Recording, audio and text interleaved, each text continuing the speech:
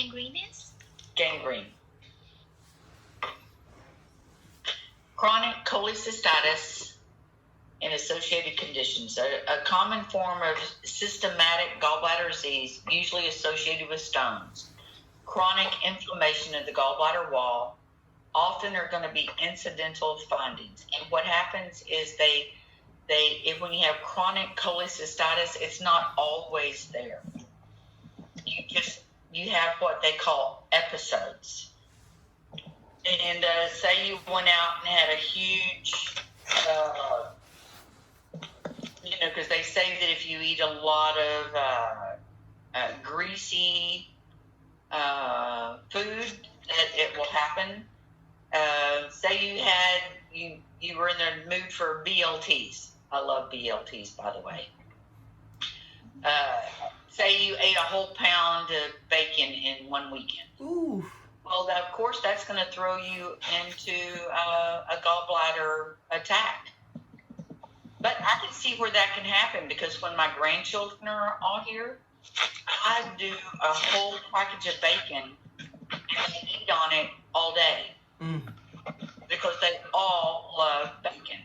And so I just fry it all up and it's on the stove, and that's what they eat when they're here.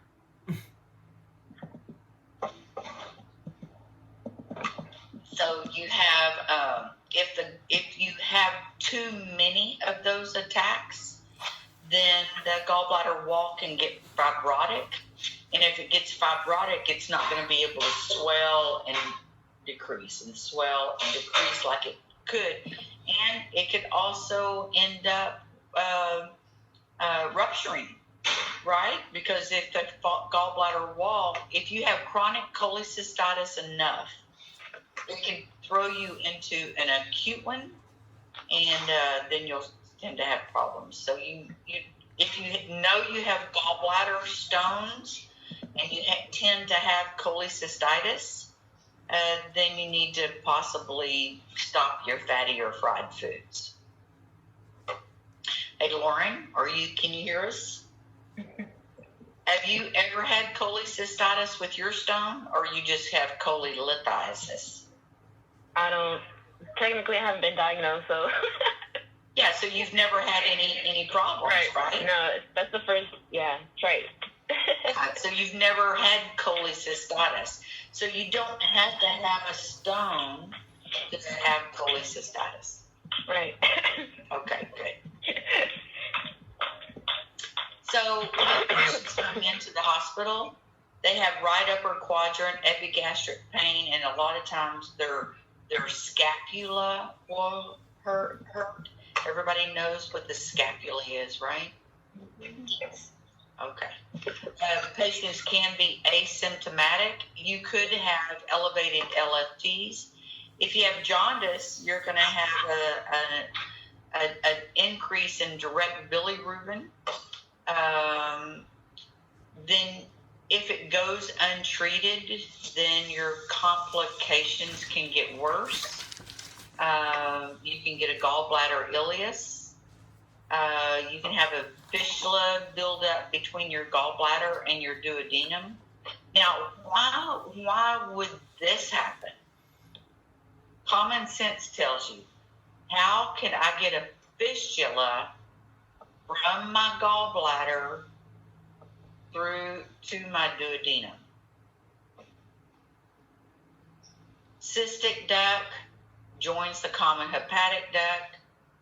Hepatic duct, now it's the common bile duct, and it goes through the head of the pancreas to the duodenum.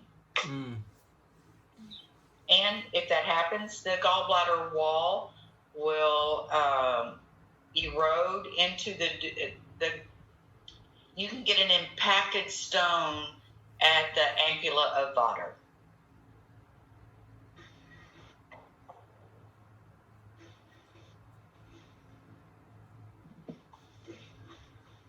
Courtney, can you make me some more coffee, please? Oh, hang on, she's not there. I'll be right back.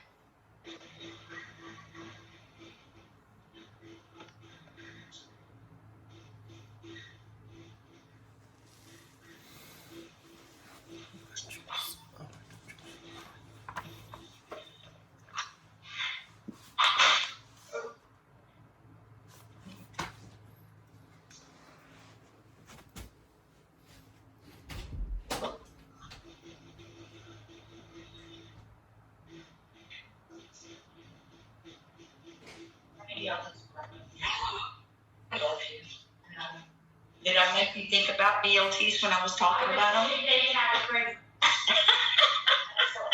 And my daughter's making BLTs for breakfast. She said, Mom, I'm literally taking the bacon out of the refrigerator when you were talking about bacon. I have such a good daughter. Chronic cholecystitis. Stones can also cause gastric dilatation or distal bowel obstruction. And if you have a bowel obstruction or any type of an obstruction, we use the word ileus.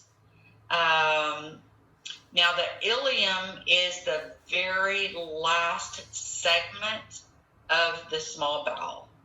And then the colon is the ascending, transverse, descending colon.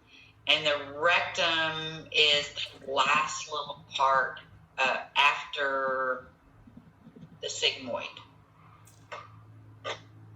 It can pass,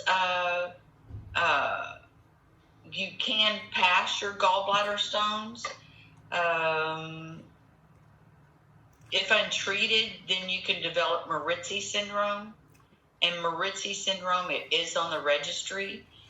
You have an increase of gallstones that become impacted in the neck or the cystic duct. And let me see what they say about it here. Moritzi syndrome.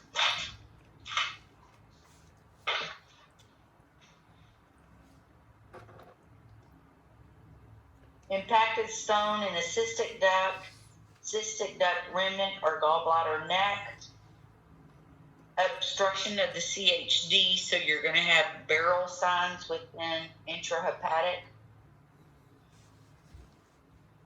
You'll have jaundice, cholangitis. You can build a fistula. Mostly happens to women over the age of 60.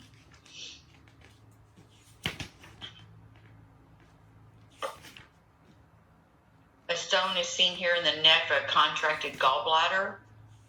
This did not shift even though the patient moved into multiple positions. So not only are you a sonographer, you have to you're almost like a clinician. You're going to do everything in your power to get that stone to move. Okay, you're going to turn it to cube, it doesn't move. You're going to turn them prone, it doesn't move. You're going to turn them right, left anterior oblique, it doesn't move. You're going to go upright, it's not going to move. So even when it doesn't move, make sure you take at least one image, either transverse or sagittal, whatever view you want to use to show that it's stuck in the neck.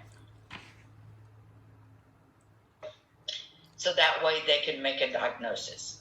If they show that you tried 5 different positions, then they know that they can make a diagnosis.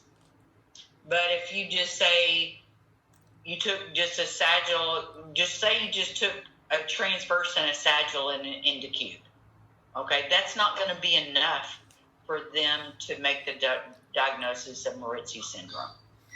Okay, you've got to do multiple body positions. So, thank you, baby. You've got to do multiple body positions to be able to make this diagnosis.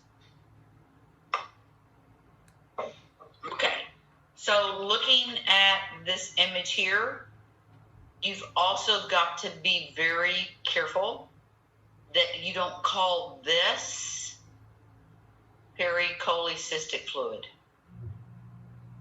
Okay?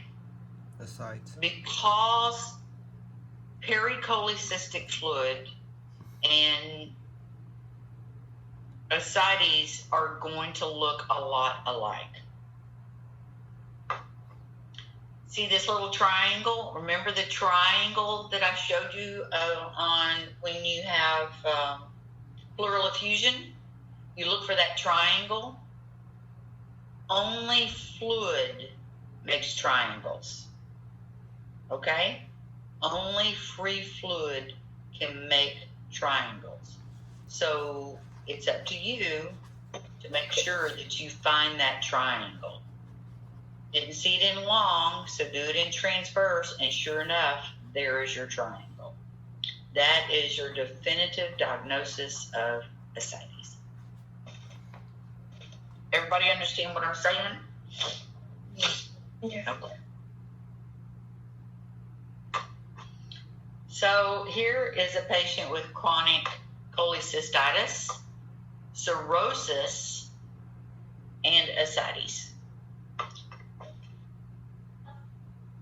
Chronic, when a person is in liver failure, the gallbladder stops working also. So you can see here that the portal vein is greater than 1.3 just by looking at it. You can see that I have ascites. You can see that I have irregular walls. My what capsule is undulated? Lesion capsule. Lison's capsule. You can see that I have pericholecystic fluid. Okay. So anytime a person is in liver failure, they have to take medications for their gallbladder as well. It makes sense, right? Because if your gallbladder is draining, if your liver is draining into the gallbladder, then the gallbladder can't get what it needs, then it's going to start developing problems also.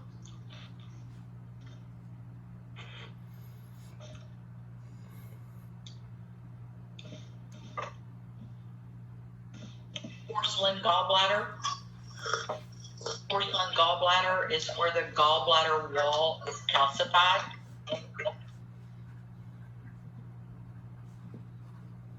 It happens because of chronic cholecystitis, and it's more common in men. Finally, something that men get. It is associated with a gallbladder carcinoma.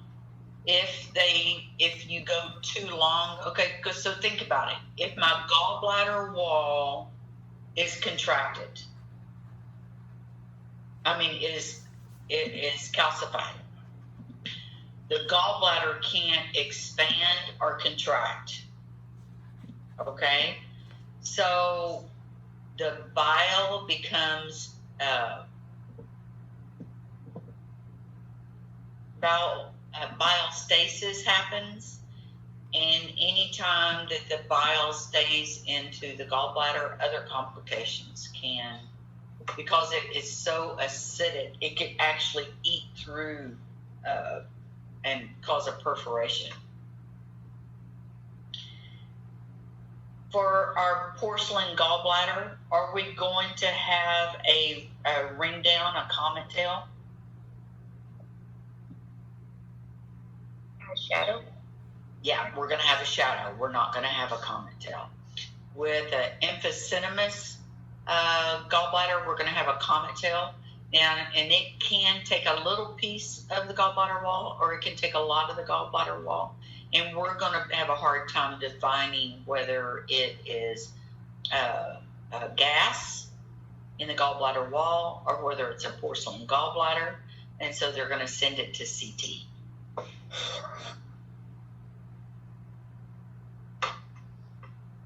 What do we also So the classification only with the chronic. I'm sorry? What, Sophian?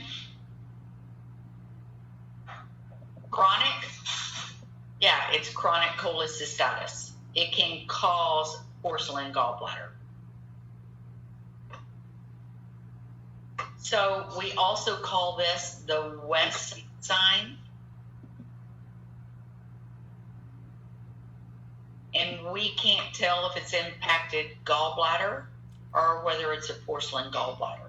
So they look exactly the same. So they're going to have to send it to another modality.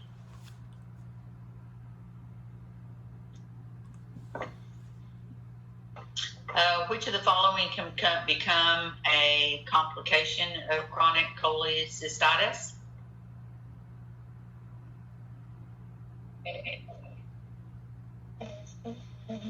A gallstone ileus,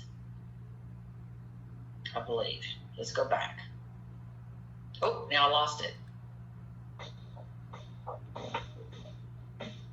Which of the following can become a complication of chronic cholecystitis? Now we know it's a porcelain gallbladder because we just discussed that, right? So we can go further back. Yeah, I think it should be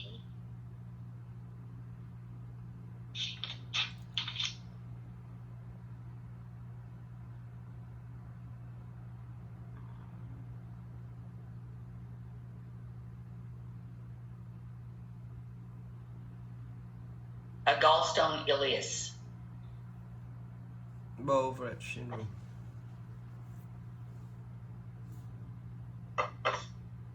Because remember, it can build a fistula. A porcelain gallbladder is associated with what pathology? Aside. Gallbladder carcinoma. Gallbladder wall thickening is a gallbladder wall that's greater than 3 millimeters. It happens with acute cholecystitis in about 50% of the time. But if you have also a non-fasting patient, those people will also have a thickened gallbladder wall because they're contracted. It could be non-specific. And we could have acute cholecystitis on looking at the labs. Okay, what does the word intrinsic and extrinsic mean?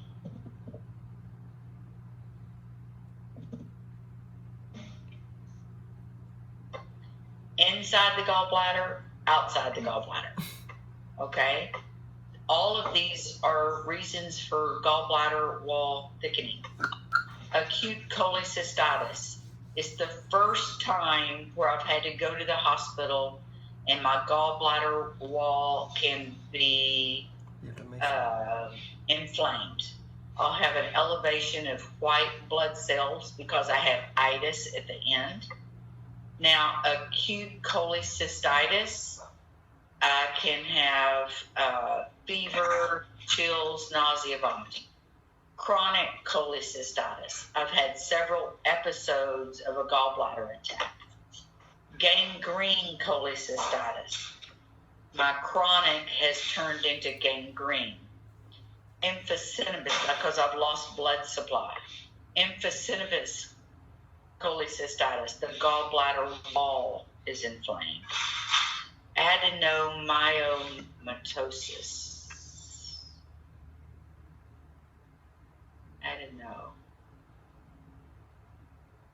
My brain went blank. That's the comet tail, right? Emphysematous, I have pus. Adeno, I have gas. I could have a polyp in my gallbladder. I can have gallbladder cancer, or I can have gallbladder torsion.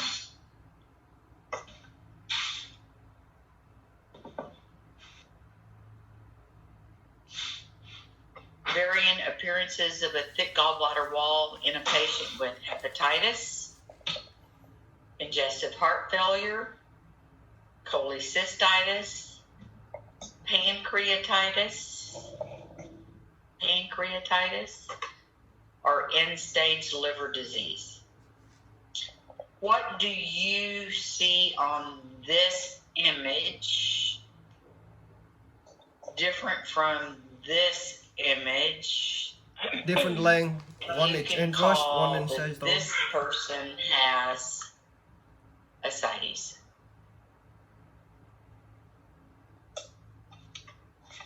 This right here. See the triangle? Yeah. That is ascites. See, it's linear. That's pericholecystic fluid.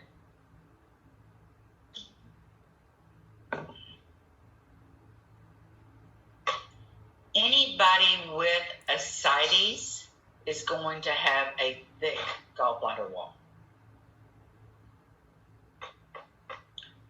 Gallbladder wall thickening 3 millimeter. greater than 3 millimeters. Polystasis and pregnancy.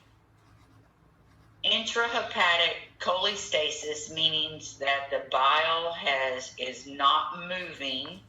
Can happen to our second and third trimesters of pregnancy, but it will resolve shortly after pregnancy. Patient presents with pruritus. What is that? The itching? Itching. And they're itching because of the increased bile that's in their labs. It's a benign condition for the mother, but it is puts stress on the baby. So gallstones may be detected, and there is no ductal dilatation.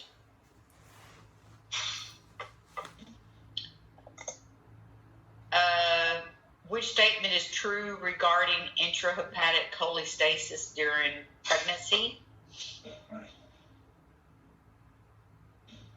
Should it Would be be D. A, D. Risk of intrauterine fetal death. And what's the word for intrauterine fetal death?